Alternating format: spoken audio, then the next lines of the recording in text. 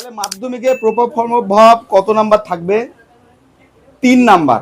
মানে এটা খাজানা, নাম্বারের খাজানা। এটা এত ভয়েস চেঞ্জ করতেছি 1 নাম্বার থাকবে, এত ন্যারেশন করতেছি 1 নাম্বার থাকবে, এত সিম্পল কমপ্লেক্স এটা মাত্র 1 number negative.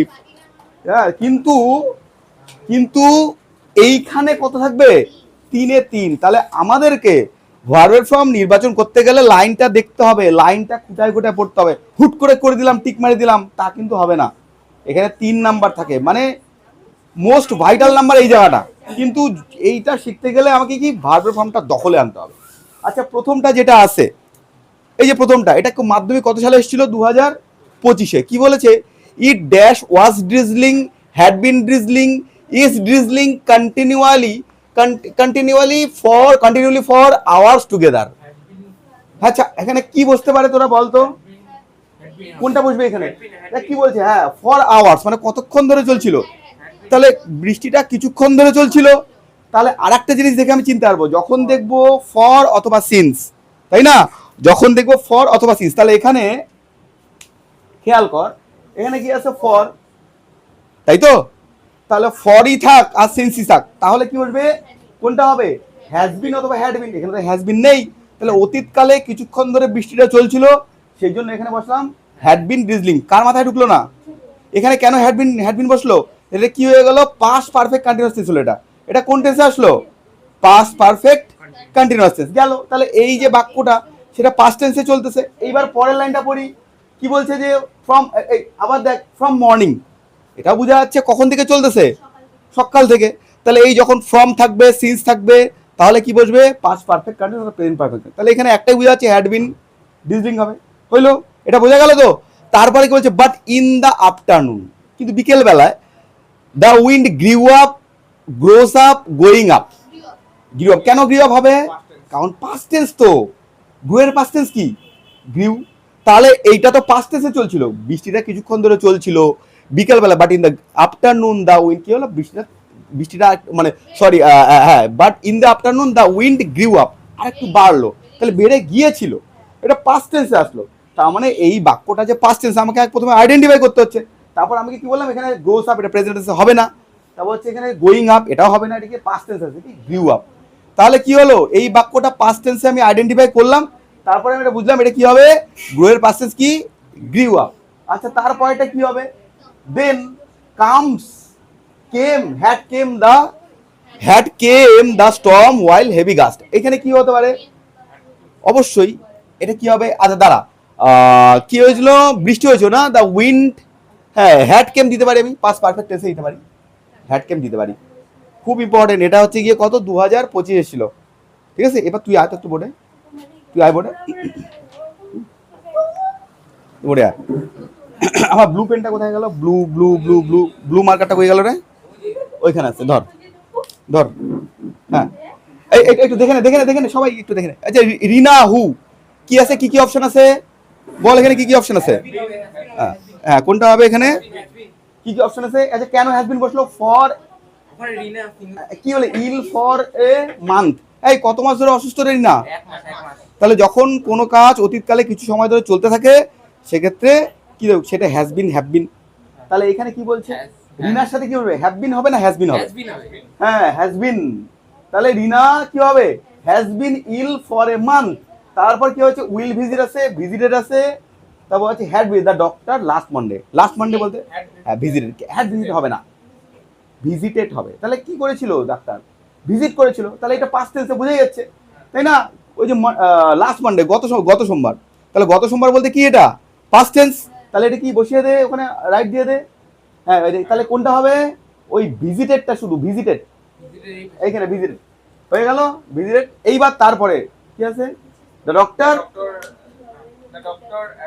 Advice, had advice, will advice. হ্যাঁ, অ্যাডভাইস। কত ইজি না? দেখ, তাহলে অতীতকালে যখনই কোনো বাক্য চলতেছে, তাহলে আমি কি বসাবো? ভার্বের পাস্ট ফর্ম। এবার তুই আয়, মেয়েগুলোকে ডাকবো আমি একটু। হ্যাঁ, কোনো ব্যাপার না, সবাইকে ডাকবো, আসতে হবে। হলো? আচ্ছা দেখ, এটা একটু সবাই মিলে করি আমরা। এই পে অ্যাটেনশন, কি বলছে? ওয়েন মিসেস গুপ্তা রিটার্ন বলছে was returning home, she notice. এটা মানে কি বলতো? যখন মিসেস গুপ্তা রিটার্ন করলো, বোঝাই যাচ্ছে পাস্ট টেন্সে হবে।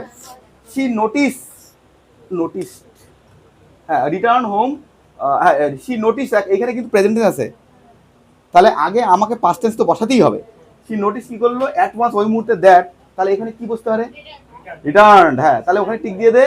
তাহলে এটা কি বসলো, সিম্পল পাস্ট বসলো। তারপরে কি হবে, তারপর হচ্ছে দ্য থিপস এন্টার, না হ্যাভ এন্টার্ড নাকি হ্যাড এন্টার্ড, হ্যাড এন্টার বোঝা যায় পাস্ট পারফেক্ট, বোঝাই যাচ্ছে অতীতকালে, কারণ চোর আগে ঢুকছিল।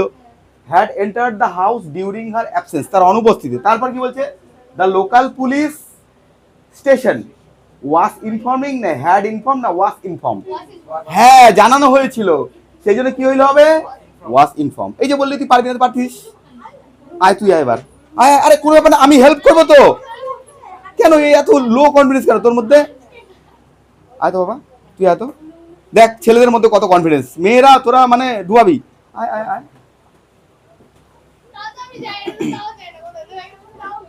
এই যে ম্যাডাম, আপনাকেও ডাকবো, মিনারা বেগম, এটা কি হবে একটু দেখ তোরা, Minara Begum who was coaching, has been coaching, is coaching national level gymnast for 30 years, 30 বছর ধরে, তাহলে কি হবে, বোঝাই যাচ্ছে হ্যাজ বিন কোচিং। কি এটা কি কঠিন ছিল, এটা 2017 সালে আসছিল। হ্যালো, হ্যাজ বিন কোচিং, তারপর লাইনটা পর, is surprise, has been surprise, was surprise to receive a call from পেরেন্টসের থেকে কল পেয়ে সারপ্রাইজ হয়েছিল। তাহলে একটু চেপে যাও দিকে, তাহলে এখানে কি হবে, হ্যাজ বিন সারপ্রাইজ না ওয়াজ সারপ্রাইজ হবে, ওয়াজ সারপ্রাইজ, সে সারপ্রাইজ হয়ে গেছিল, তাহলে ওয়াজ সারপ্রাইজ। তারপর এটা কি হবে, parent soon after Dipa Karmakar will finish, was finish নাকি ফিনিশড, ফিনিশড পাস্ট টেন্সে, দীপা কর্মকার, হ্যাঁ নামটা শোনা তো, জিমনাস্ট, হ্যাঁ এই থেকে চলে যা, বোঝা গেল ব্যাপারটা, কাহেকা কঠিন। আচ্ছা এইবার আমি কয়েকটা জিনিস তোকে বলে দিই, কয়েকটা, এটা ঠিক টুকে নে তোরা,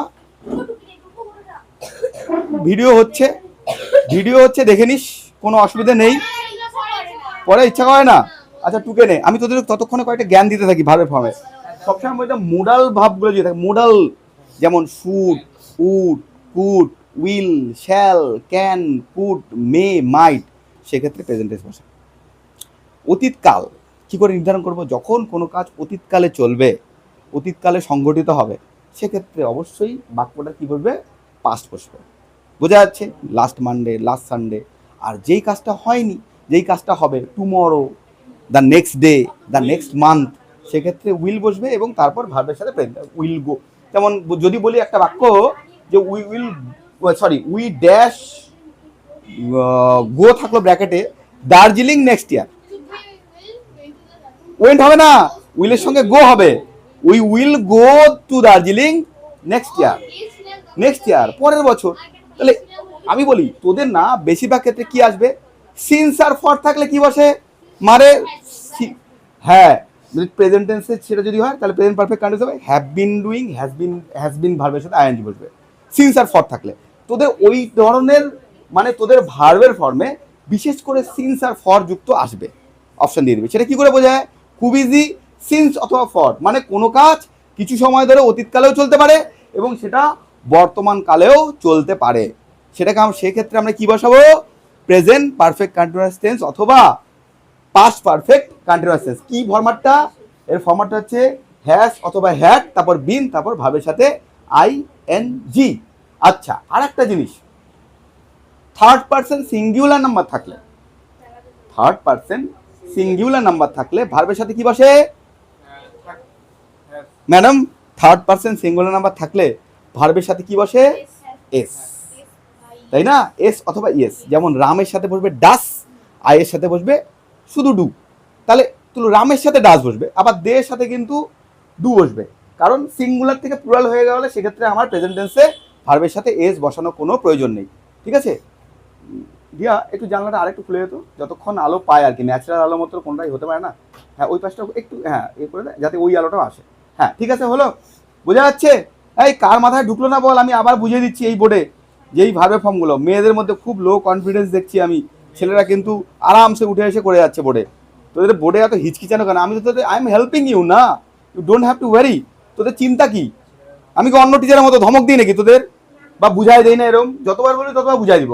তাহলে আমরা কি বুঝলাম, ভার্বের ফর্ম কিন্তু নির্ধারণ করা খুব ইজি। প্রথমত ওই অপশনের মধ্যে সব তুলে দেওয়া থাকে, একটু মাথাটা ঠান্ডা রেখে। আর মাধ্যমিকে না ভার্বের ফর্ম খুব ইজি থাকে, বিলিভ কর খুব ইজি থাকে।